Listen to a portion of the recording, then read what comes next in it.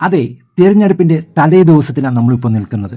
ഇന്നലെ കൊട്ടിക്കലാശവും ഏറ്റവും മനോഹരമായി അവസാനിച്ചു. ഇനി ഏതാനും മണിക്കൂറുകൾ കഴിയുമ്പോൾ പോളിംഗ് ബൂത്തിലേക്ക് നമ്മൾ ഓരോരുത്തരും കടന്നു പോകും. ഈ വർഷത്തെ അല്ലെങ്കിൽ 2026 നടക്കുന്ന നിയമസഭാ തെരഞ്ഞെടുപ്പിൽ ആരൊക്കെ ജയിക്കുമെന്ന് നിർണ്ണയിക്കുന്ന ചില മണിക്കൂറുകൾ കടന്നു വരികയാണ്. അതെ, കഴിഞ്ഞ കുറേയധികം ആഴ്ചകളായിട്ട് ഒരുപാട് നേതാക്കന്മാർ രാത്രിയും പകലും അധ്വാനിക്കുക, പോസ്റ്ററുകൾ കെട്ടിയും ബാനർ കെട്ടിയും ചുമരെഴുതിയും പ്രചരണം നടത്തിയൊക്കെ. എന്തിനു വേണ്ടിയാണ്? തിരഞ്ഞെടുക്കപ്പെടുവാൻ. അതെ, അതാണ് ഏറ്റവും വലുത്. തിരഞ്ഞെടുക്കപ്പെടണം. ആരിൽ നിന്ന് തിരഞ്ഞെടുക്കപ്പെടണം?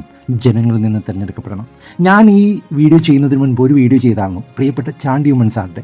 അദ്ദേഹത്തിൻ്റെ വീഡിയോ ചെയ്യുമ്പോൾ അദ്ദേഹത്തിൻ്റെ ഇൻസ്റ്റാഗ്രാം ഫോളോ ചെയ്തുകൊണ്ടിരിക്കുന്ന ഞാൻ അദ്ദേഹത്തിൻ്റെ ഓരോ വീഡിയോ കാണുമ്പോഴും പലപ്പോഴും ഞെട്ടിച്ചുകൊണ്ടിരിക്കുക. ഓരോ മൊമെൻറ്റുകളും അദ്ദേഹം ഞെട്ടിച്ചുകൊണ്ടിരിക്കുക. ഇതുവരെയും കേരളം കാണാത്ത രീതിയിൽ അദ്ദേഹം പ്രചരണം നടത്തുകയാണ്. അദ്ദേഹം ആദ്യമേ പറഞ്ഞു, എനിക്ക് ഫ്ലെക്സ് വേണ്ട, ബാനറുകൾ വേണ്ട, പോസ്റ്റർ വേണ്ട, ചുമരെഴുത്തും. പിന്നെ ഞാൻ ജനങ്ങളുടെ ഇടയിലേക്ക് ഇറങ്ങിച്ചെല്ലുകയാണ്. യഥാർത്ഥമായ തിരഞ്ഞെടുക്കപ്പെടുന്ന ഒരു MLA ചെയ്യേണ്ട ആദ്യത്തെ കാര്യം, നിങ്ങളുടെ മണ്ഡലത്തിൽ, നിങ്ങളുടെ സ്ഥലത്ത് നിങ്ങൾ അറിയണം. അവിടെയുള്ള ഓരോ വഴികളും, ഓരോ വീടുകളും, ഓരോ സ്ഥലങ്ങളും, അവിടെ എന്തെല്ലാം കുറവുകളുണ്ടെന്ന് ആദ്യമേ തന്നെ പഠിക്കണം. വ്യക്തമായി ചാണ്ടിമൻ സാർ ചെയ്തത് ഒരു മാപ്പിംഗ് നടത്തി കഴിഞ്ഞു. അദ്ദേഹം കടന്നുപോയ സ്ഥലങ്ങളെല്ലാം അദ്ദേഹം വ്യക്തമായി പഠിച്ചു കഴിഞ്ഞു.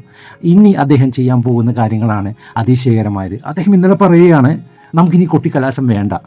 ഈ ഫണ്ടുകളെല്ലാം, ഇതിനെല്ലാം ചെലവഴിച്ചിരുന്ന ഫണ്ടുകളെല്ലാം നമ്മളൊരു വീട് വെച്ച് കൊടുക്കാൻ, ചില പാവപ്പെട്ടവർക്ക് വീട് വെച്ച് കൊടുക്കാൻ വേണ്ടിയുള്ള ധനസഹായത്തിലോട്ട് നമ്മൾ മാറ്റുകയാണ്.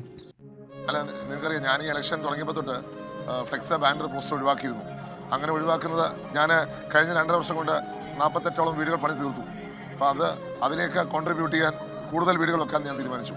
അപ്പോൾ അങ്ങനെ കൂടുതൽ വീടുകൾ വെക്കുമ്പോൾ എനിക്ക് എൻ്റെ എക്സ്പീരിയൻസ് വെച്ച് ഇത് ഫൈനാൻസ് കണ്ടെത്താൻ ബുദ്ധിമുട്ടിയിരുന്നു.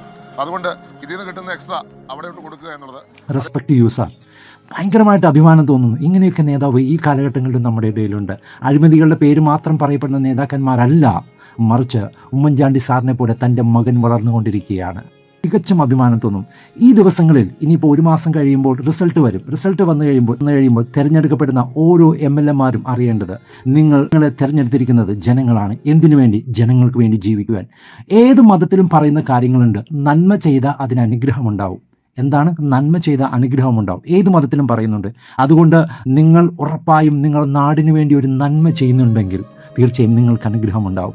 അതുകൊണ്ട് തിരഞ്ഞെടുക്കപ്പെടുന്ന എല്ലാ MLA-മാരും ഇനി നിങ്ങളുടെ പ്രവർത്തനം നാടിനു വേണ്ടിയായിരിക്കണം. നിങ്ങളുടെ പോക്കറ്റിന് വേണ്ടിയായിരിക്കരുത്, മണിമാളിക കെട്ടാനാകരുത്. നാടിനു വേണ്ടി പ്രവർത്തിക്കണം. ഇനിയുള്ള മണിക്കൂറിൽ നമ്മൾ പോളിംഗ് ബൂത്തിലേക്ക് പോകുമ്പോൾ നമ്മളും ഓർക്കേണ്ടത്, നമുക്ക് വേണ്ടത് നമ്മളെ സ്നേഹിക്കുന്ന നമ്മളിലൊരുവനെയാണ് നമ്മൾ തിരഞ്ഞെടുക്കേണ്ടത്.